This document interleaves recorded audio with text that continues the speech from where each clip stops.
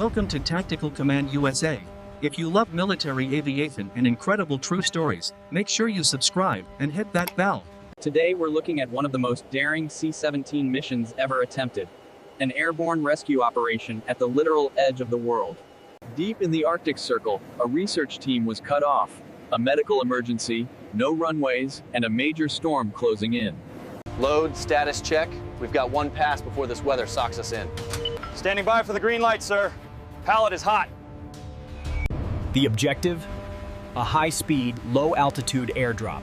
A maneuver so precise, it's measured in seconds. But this wasn't just a simple drop.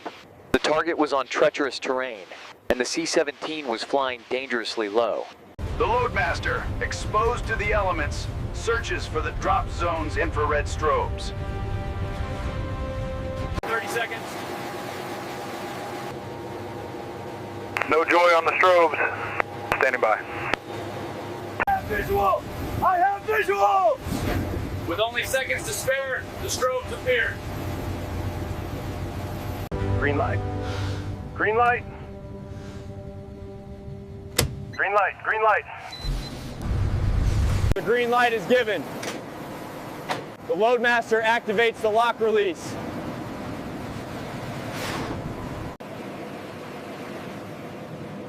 The instant the cargo is clear, the pilot executes a pitch-up escape maneuver.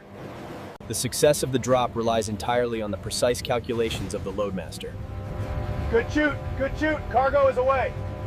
Powering the aircraft up and away from the ground, all while banking to avoid the incoming storm. The mission required precision. Now, the critical phase complete. The bay must be secured before ascent. Good work, Load. Secure the bay. This entire, mind-blowing operation, from visual contact to escape maneuver, took less than 2 minutes. A perfect drop. The life-saving supplies landed less than 50 yards from the research team's position. This level of precision, a multi-ton object from a moving jet in high winds at dawn. It's a testament to the training of the U.S. Air Force Air Mobility Command. And the incredible, versatile machine they fly, the C-17 Globemaster III. It's one of the only aircraft in the world that can carry this much cargo, fly intercontinental distances. And still perform tactical, low-level airdrops in extreme environments. But the machine is only half the equation. The other half is the crew.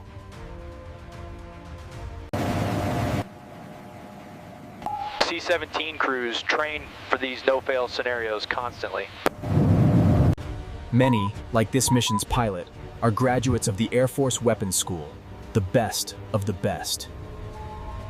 Loadmasters train to calculate wind shear and ballistic drop data in their heads.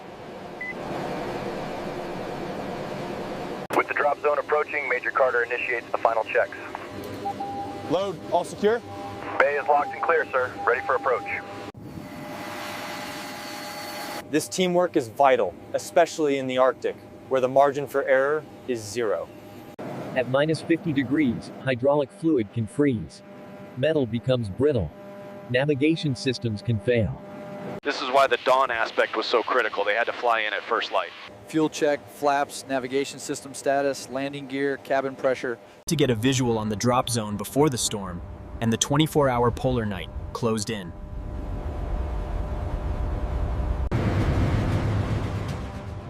So let's look at that maneuver again, the low-altitude escape. When the cargo leaves the plane, the center of gravity shifts instantly, wanting to pitch the nose down. The pilot must anticipate this, applying full power and back pressure before it happens to force the jet up. It's a G-heavy, high-stress maneuver, flying a cargo plane like a fighter jet.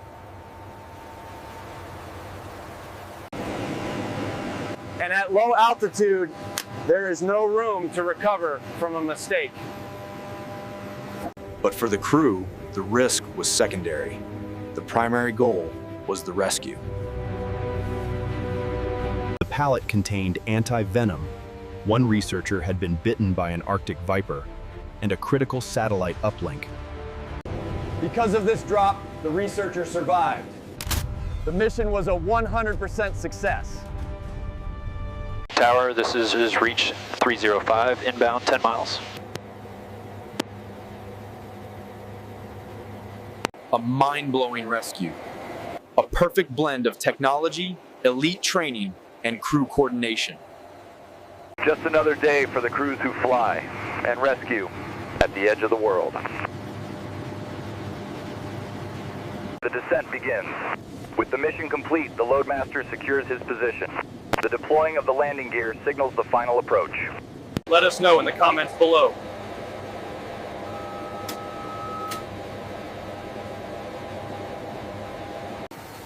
And if you haven't already, make sure to subscribe for more stories from Tactical Command USA. Thanks for watching. We'll see you on the next one.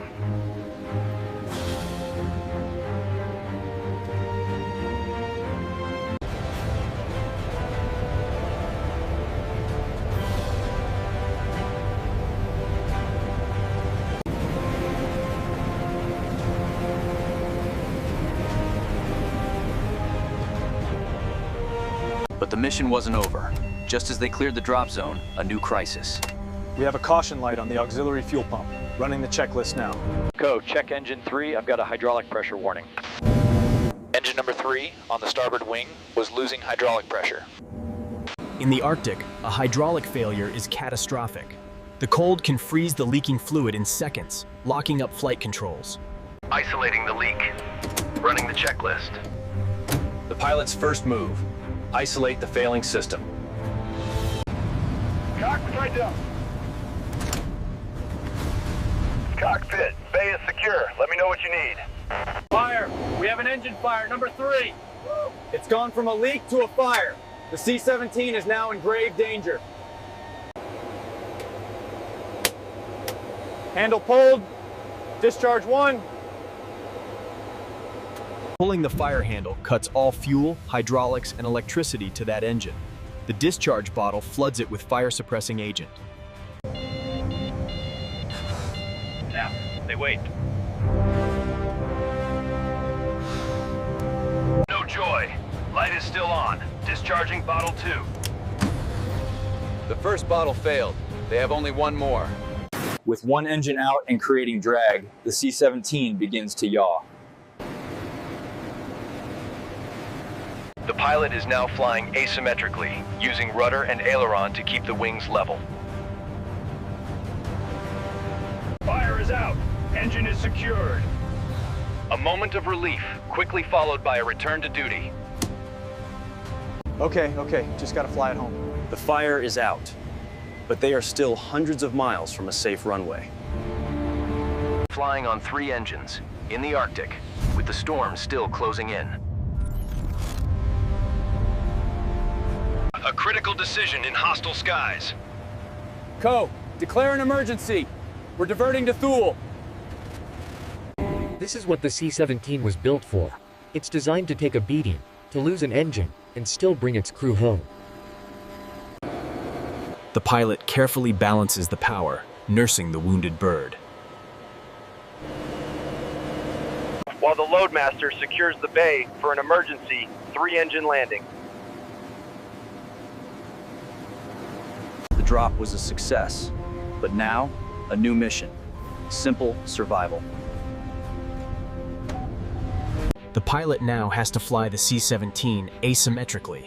He's using the rudder to keep the plane flying straight. While the Loadmaster secures his station, preparing for the stress of an emergency landing. Mayday, mayday, mayday. This is RH-305. We have an engine fire extinguished. We are diverting to Thule. Landing a 400,000-pound jet on 3 engines is difficult. Landing it in the Arctic? The crew's training is all that matters now. They run the checklists, calculating new landing speeds.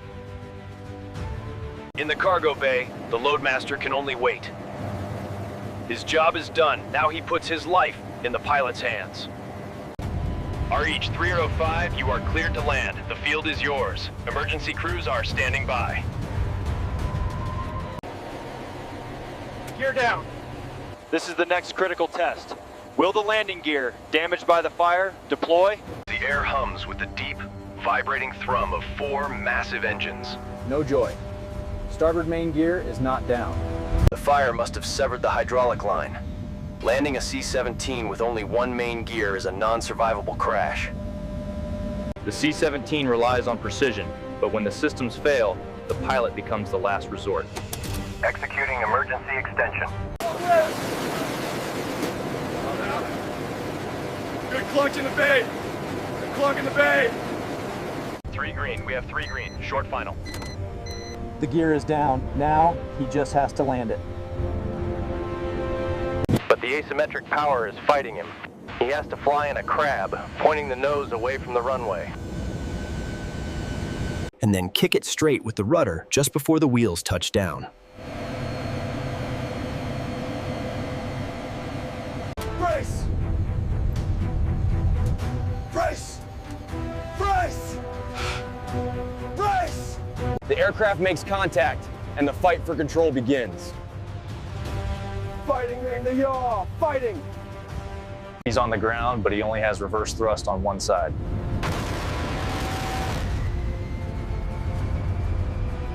The asymmetric braking is pulling the massive jet off the runway, onto the ice.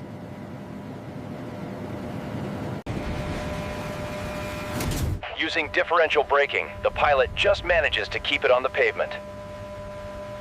After hours of relentless turbulence, the aircraft stabilized. The immediate danger had passed. We are stopped!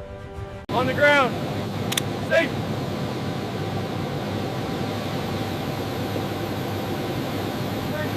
Shutting down.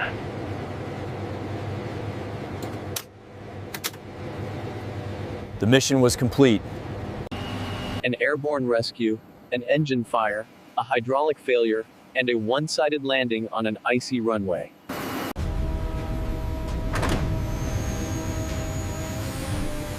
All in a day's work for the U.S. Air Force.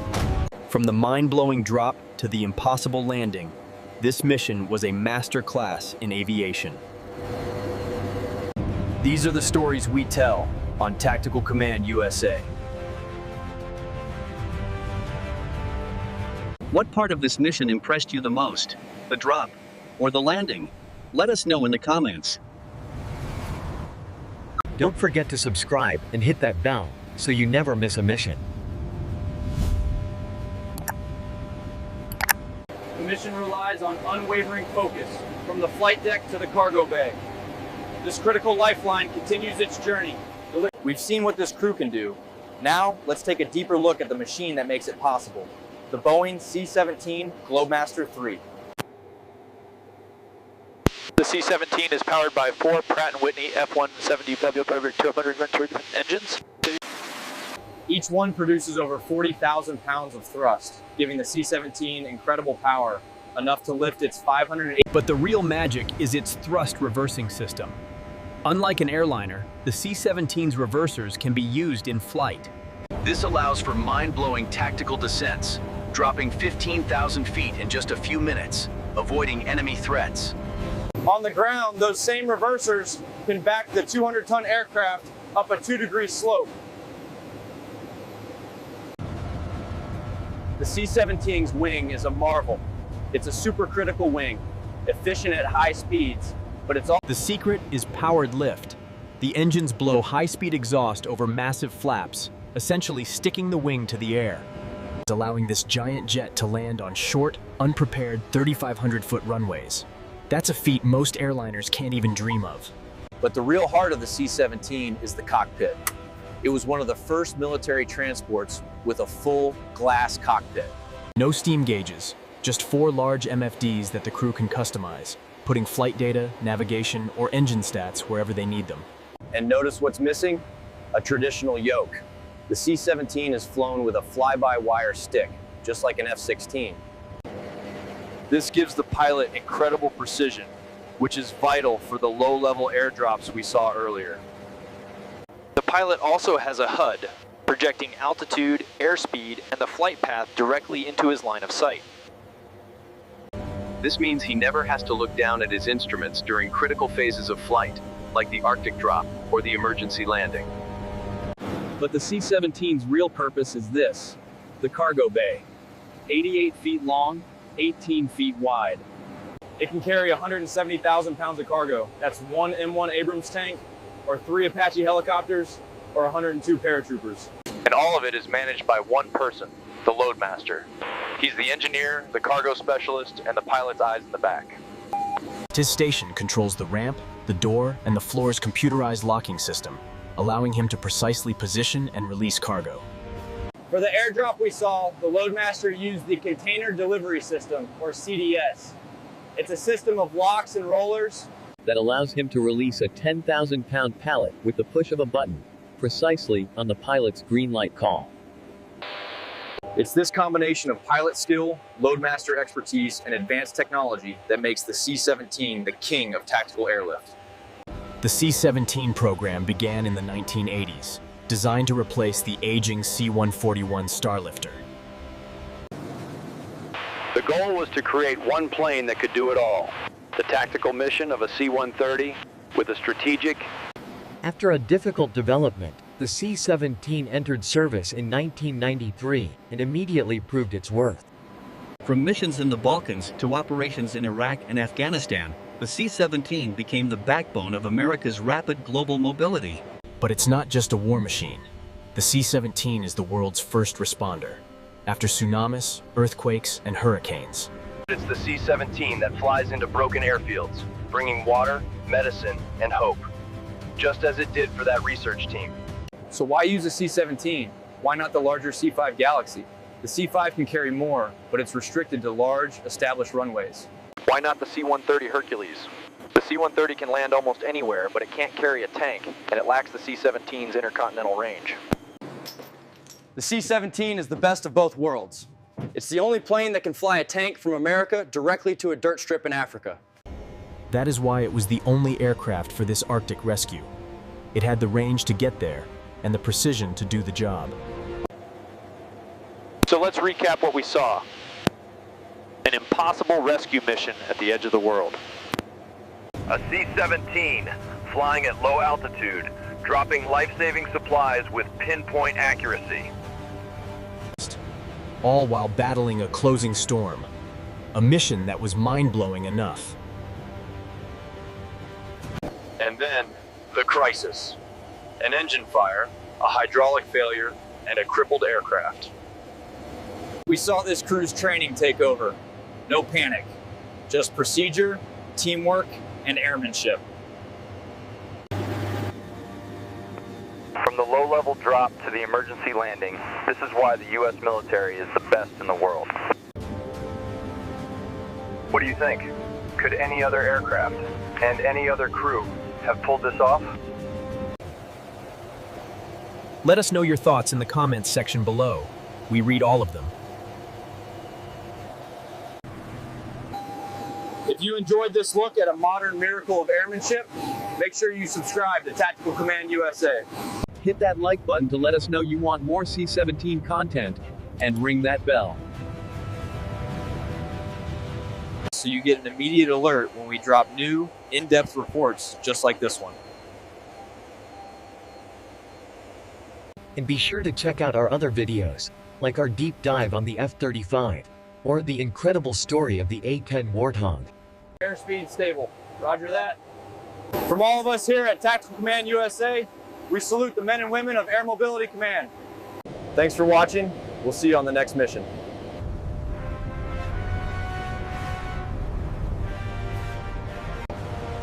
The Globemaster is more than just a transport.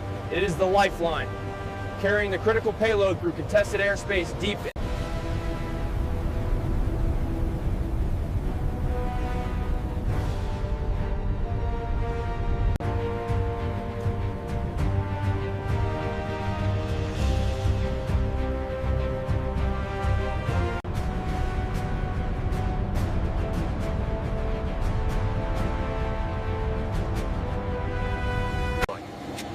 A USAF major, late 30s, encased in flight gear, helmet, visor, and oxygen mask nearby.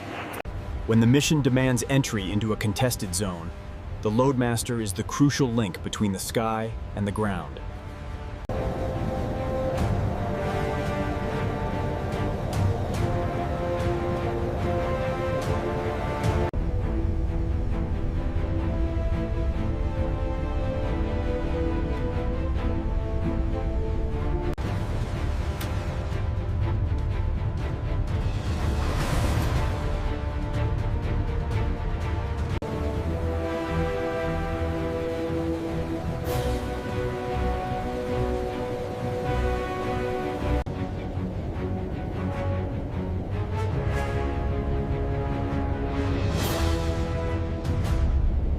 At 30,000 feet, the mission objective remains clear. Deliver the payload on time, every time. This is Tactical Command.